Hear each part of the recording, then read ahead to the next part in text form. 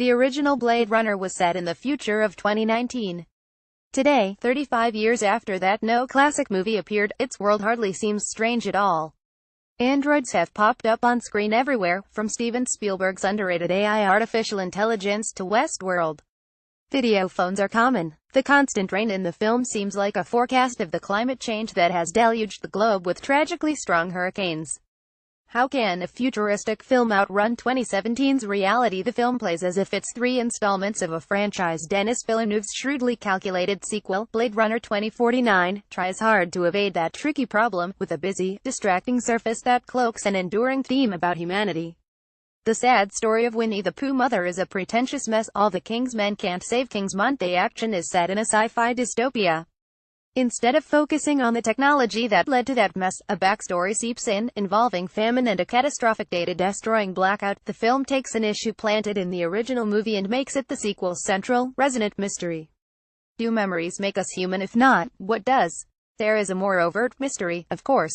The sequel wisely borrows the original's detective and dystopia premise, and, even more wisely, cast Ryan Gosling as Detective K. The all-but-human androids known as replicants, outlawed in the first film, have been replaced with spiffy new legal models. Like Harrison Ford's Richard Deckard in the original, K is a Blade Runner charged with tracking down and eliminating out-of-date replicants. At 2 hours and 43 minutes, Blade Runner 2049 plays as if it were 3 installments of a franchise. Much of it is cautiously efficient, too protective of its legacy to invent something audaciously new. The first section builds the film's fictional world. K leaves a more decrepit version of the old Blade Runner's Los Angeles, tracking down a possible replicant. He finds Sapper Morton Dave Bautista, a worm farmer. Worms are food in 2049, and the film kicks off with a volatile fight scene.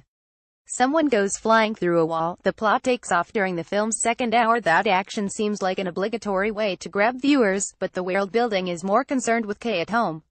Waiting in his apartment is his girlfriend, Joanna de Armas. She is part Siri, part Alexa, part Scarlett Johansson's Samantha from Her. It would be good to know why one of her idealized iterations is a 1950s-style housewife in heels and pearls, but we never find out. Those scenes effectively reveal K's loneliness. They also play like echoes of her rather than a knowing nod. Among the intentional nods, an unexpected allusion to Pinocchio. The plot takes off during the film's second hour. Kay finds something buried under a tree at the worm farm. Nothing in this earnest film encourages viewers to laugh at the idea of the worm farm, but go ahead. The discovery sends Kay, on orders from his boss Robin Wright, in stern commandant mode, on a quest to find the meaning of the object he has found. Back to the future. Along the way, he begins to question his own past and identity, roving through unsettling, half-grasped memories of childhood. Gosling is a master of understated acting, able to display a thought with a simple glance. His low-key intensity fits perfectly in a world with a shortage of human emotions on display. It says a lot about Gosling's strengths that from the start he evokes warmth and sympathy in a pretty chilly film. Villeneuve juggles action and theme with precision, and gracefully drops in information. Anyone unfamiliar with the original Blade Runner won't be lost. Each scene is packed with so many small touches that the movie comes ready-made for fans to debate and analyze. Kay's girlfriend call him Joe Kafka's Joseph. K must be so proud. Kay's flying car, an updated version of the original Spinner, now comes with a detachable drone on the roof, but the sequel can't escape the fact that the strengthened lasting influence of Ridley Scott's original Blade Runner was its look, the midnight blue light that played like a scrim over a rainy, neon-bright Los Angeles resembling Tokyo, the golden yellow interiors that created a haunting aura for a jaundiced world. The sequel borrows the golden yellow palette for some scenes. Overall, cinematographer Roger Deakins and production designer Dennis Gassner create a grim, ashy gray world. Villeneuve shot a great deal on sets and locations in Hungary. The film may not be heavy with CGI, but it looks as though it is. That's not a bad way to depict a blighted future, but the design is never as engaging as the gloriously rich original. The film makes very few actual missteps, but they exist. Jared Leto, wearing milky contacts as a blind genius and corporate tycoon who solved the food crisis, is pallid on screen, a stylized cliché. The music, by Benjamin Wallfisch and Hans Zimmer, can be intrusive, and is especially cloying at a moment when Kay makes an important discovery. The first 2 hours are missing something Harrison Ford, but there are many strong scenes that reveal the freshness the film could have used more of. Kay's quest takes him to a dark, old-fashioned warehouse where orphan children work on computer circuitry, a combination of Dickens and your worst fears about how your phone was made. He visits a soft-spoken young woman, isolated in a large plastic tent because of an immune deficiency.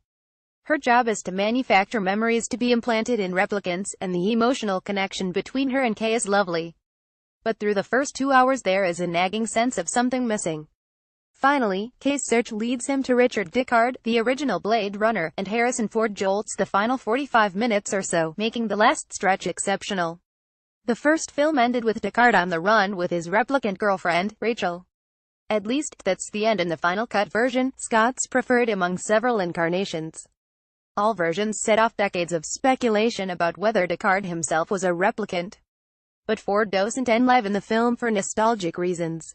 He brings fierce, potent energy to the role, capturing Deckard's suspicion of Kay, protectiveness about his past, and will to survive. In a career of iconic roles, this is among his best. Ford also energizes Gosling's performance. First tangling verbally, then with their fists, and eventually swerving into the film's huge revelations, they call on every bit of their movie star charisma, not in a tacky Oscar-baiting way but as actors who know how to hold a screen. It helps that Deckard lives in the film's one witty location, an old casino where holograms of Elvis and Sinatra intermittently appear on the abandoned stage. The film's most ingenious stroke also involves Ford. It's possible to leave Blade Runner 2049 assuming you know whether Deckard is a replicant, only to look back and second-guess yourself. If you would like to comment on this story or anything else you have seen on BBC Culture, head over to our Facebook page or message us on Twitter. And if you liked this story, sign up for the weekly BBC.com features newsletter, called If You Only Read 6 Things This Week.